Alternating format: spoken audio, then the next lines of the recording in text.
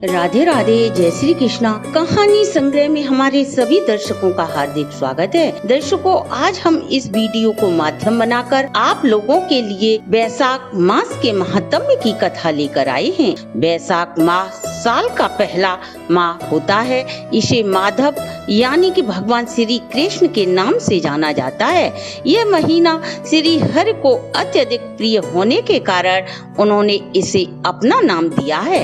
इस महीने का महत्व और वैशाख माह स्नान की कथा को सुनने से पापी मनुष्य भी पाप से मुक्त होकर श्री हरि के धाम जाता है। चैत्र पूर्णिमा से वैशाख स्नान शुरू होकर पूरे महीने चलता है। हमारे स्कंद पुराण में वैशाख माह को सभी मासों में उत्तम बताया गया है। हमारे पुराणों के अनुसार वैशाख माह में सूर्य उदय से पहले जो भी स्त्री पुरुष स्नान करता है व व्रत करता है तथा इसका महत्म्य को सुनता या सुनाता है, वह श्री हरि विष्णु की कृपा का पात्र होता है। श्री हरि की कृपा से उसके घर में सुख और समृद्धि का वास होता है।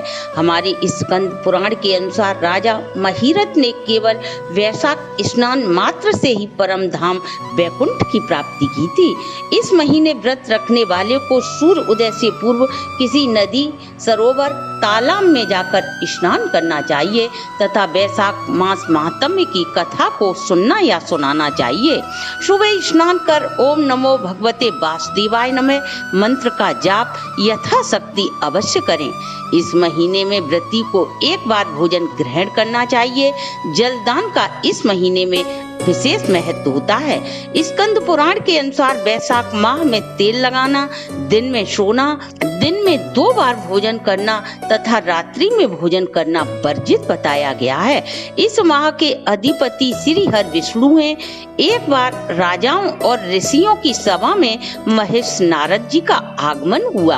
राजाओं के पूछने पर नारद जी ने बताया कि महीनों में वैशाख माह अत्यधिक पूजनीय है क्योंकि यह भगवान मधुसूदन अर्थात भगवान विष्णु को अत्यधिक प्रिय है। तब राजाओं के पूछने पर वैशाख माह श्री हरि को इतना प्रिय है तो इसकी वजह व वैशाख स्नान की विधि, दान पुण्य का वर्णन महर्षि विस्तार पूर्वक करें जिससे हम सभी इस माह के पुण्य फल का लाभ प्राप्त कर सकें। सद्गुरु के मुख से उपदेश की प्राप्ति दुर्लभ होती है व उत्तम देश व काल का मिलना इससे भी अधिक कठिन होता है।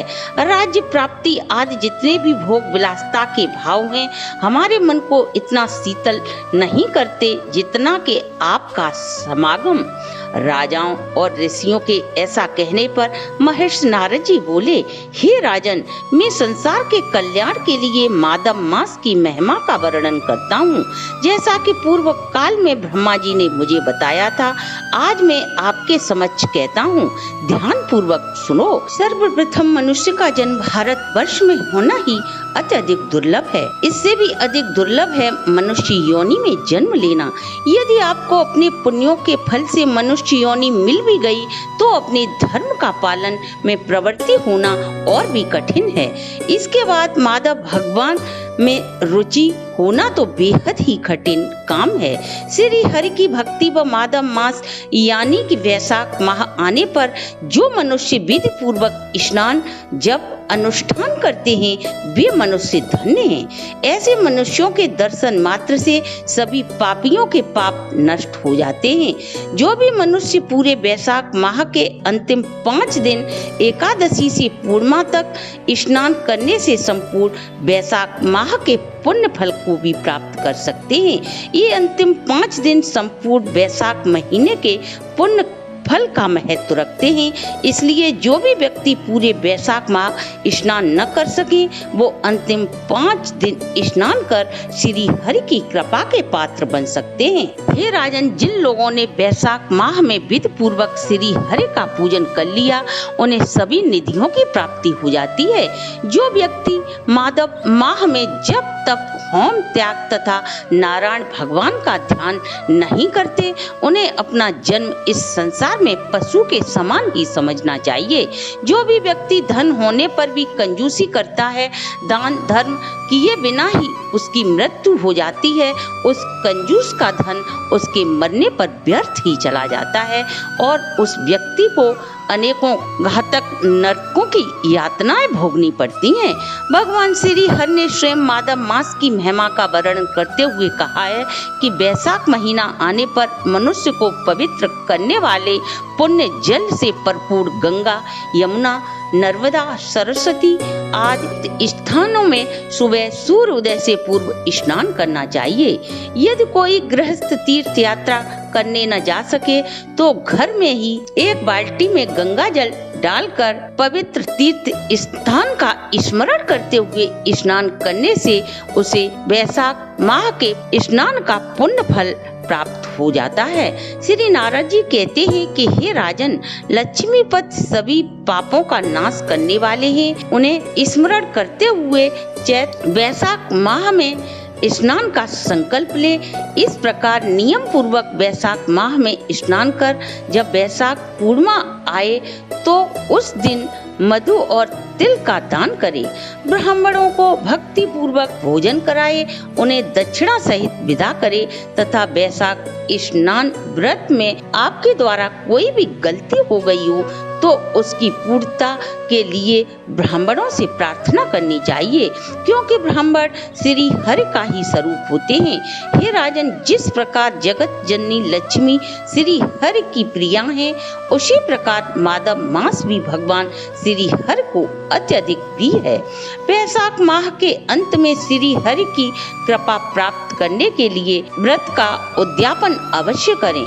महर्षि नारद राजा अम्बरीश से बोले, पूर्व काल में ब्रह्मा जी के मुख से मैंने जो वैशाख माह का महात्म्य सुना था वह मैंने तुम्हें सभी को बता दिया। तब राजा अम्बरीश बोले, हे मुनि, स्नान में परिश्रम तो बहुत थोड़ा होता है, फिर उस थोड़े से स्नान करने मात्र से इतना बड़ा दुर्लभ फल कैसे प्राप्त हो सकता है? मुझे इस बात पर विश्वास नहीं हो रहा कि स्नान करने मात्र से मनुष्य श्री हरि के परम धाम को कैसे जा सकता है, मेरा संशय दूर करें। तब महर्षि नारद जी बोले, हे राजन, तुम्हारा संशय ठीक है। थोड़े से परिश्रम के द्वारा महान फल की प्राप्ति असंभव सी बात है, पर इस कथन पर आप विश्वास करो, क्योंकि यह स्वयं ब्रह्मा जी के मुख से बताया गया है। धर्म की गति सूक्ष्म होती है, उसे समझने में बड़े योगी और ज्ञानी जनों को भी कठिनाई होती है। श्री हरि की शक्ति अचिन्त्य है, उनकी कृति में विद्वान पुरुष भी मोहित हो जाते हैं। विश्वामित्र भी क्षत्रिय थे, किंतु वे धर्म का अत्यधिक अनुष्ठान करने के कारण क्षत्रिय से ब्राह्मण पद को प्राप्त हुए। अतः धर्म की गति सूक्ष्म होती है। हे राजन, जिस प्रकार न चाहते हुए यदि मनुष्य के द्वारा अग्नि का स्पर्श करा लिया जाए या कर लिया जाए तो शरीर को अग्नि जलाती ही है, उसी प्रकार किसी दूसरे के निमित्त से भी यदि गोविंद के नाम का उच्चारण कर लिया जाए तो वह पाप राशि को भस्म कर डालता है। जीव विचित्र है तथा उसी के स्वभाव के अनुसार उसकी भावनाएं भी विचित्र हैं। कर्म विचित्र है तथा उसकी शक्तियां भी विचित्र हैं। शास्त्र में इसका महान फल बताया गया है। फिर वह अल्प परिश्रम साध्य हो या अधिक परिश्रम साध्य हो, जिस प्रकार जरा सी चिंगारी बड़े बड़े बोझों के तिनकों को सुहा कर देती है, उसी प्रकार जो भी कृष्ण भक्त हैं उनके द्वारा हजारों हत्याओं से भी युक्त पातक श्री हरि की कृपा से नष्ट हो जाते हैं। इसलिए हे वीर, उनके हृदय में श्री हरि की भक्ति है। वह विद्वान पुरुष यदि थोड़ा सा भी पुण्य कार्य करता है, वह अपनी सभी मनोवांछित कामनाओं को प्राप्त कर लेता है। यह सब हर कृपा से ही संभव है, इसमें तनिक भी संदेह नहीं। शास्त्र विधि से किया जाने वाला छोटे से छोटा कर्म क्यों न हो, उत्तम कर्म फल देने वाला होता है। हे राजन, भाव और भक्ति दोनों की अधिकता होने से फल अधिक मात्रा में प्राप्त होता है। धर्म की गति सूक्ष्म है, वह कई प्रकार से जानी जाती है। हे राजन, जो व्यक्ति भाव से हीन है, उसके हृदय में उत्तम भाव एवं भगवान की भक्ति नहीं है, वह व्यक्ति अच्छे मुहूर्त में देश देश जाकर जीवन भर पवित्र गंगा जल में स्नान करता रहे, वह कभी पवित्र नहीं हो सकता। जिस प्रकार मदरा के पात्र में मदरा भरी होने से चाहे उस पात्र को गंगा जल में 100 बार डुबाया जाए, वह पवित्र नहीं हो सकता जब तक उस पात्र की मदरा फैलाई न जाए। उसी प्रकार कंजूस खोटे विचारों वाले हजारों तीर्थ स्थान कर लेने पर भी वे पवित्र नहीं हो सकते। अतः अपने हृदय में शुद्ध भाव की स्थापना करके वैशाख माह में जो प्रातः स्नान करता है, वह विशुद्ध चित्त वाला मनुष्य श्री हरि की कृपा का पात्र बनता है। इससे अधिक वैशाख माह का वर्णन करने की शक्ति मुझ में नहीं। अतः ही भूपाल, तुम पवित्र वैशाख माह के विषय में मैंने तुम्हें जो विस्तार से बताया, उस पर विश्वास करो। हमारे द्वारा शुद्ध मन से किया गया छोटा सा भी कर्म विशाल पापों को नष्ट कर देता है। जिस प्रकार हरे नाम के भय से कोटि कोटि पाप नष्ट हो जाते हैं, जिस प्रकार सूर्य मेष राशि में स्थित होने पर प्रातः स्नान करने से जन्म जन्म के पाप नष्ट कर देते हैं, उसी प्रकार गरुड़ के तेज से सांप भाग जाते हैं। उसी प्रकार वैशाख माह में प्रातः स्नान करने से पाप भाग जाते हैं। जो मनुष्य मेष राशि के सूर्य में गंगा के पवित्र जल में स्नान कर तीनों समय स्रोत का पाठ करता है, वह सभी पापों से मुक्त होकर श्री हरि विष्णु के परम धाम को प्राप्त होता है।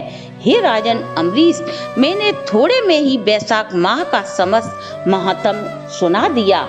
अब और क्या सुनना चाहते हो वह सुनो। राजा अम्बरीश ने महर्षि को सर झुकाकर प्रणाम किया और बोले, हे मुनि, आज मेरा जीवन सार्थक हो गया। आप व आपके परिवार पर सभी की सदा श्री हरि की कृपा बने रहे। इसी शुभकामना के साथ आज की वीडियो को हम यहीं विश्राम देते हैं। अगर आपको हमारी प्रस्तुति अच्छी लगी हो तो आप हमारे चैनल को लाइक, सब्सक्राइब और शेयर करें।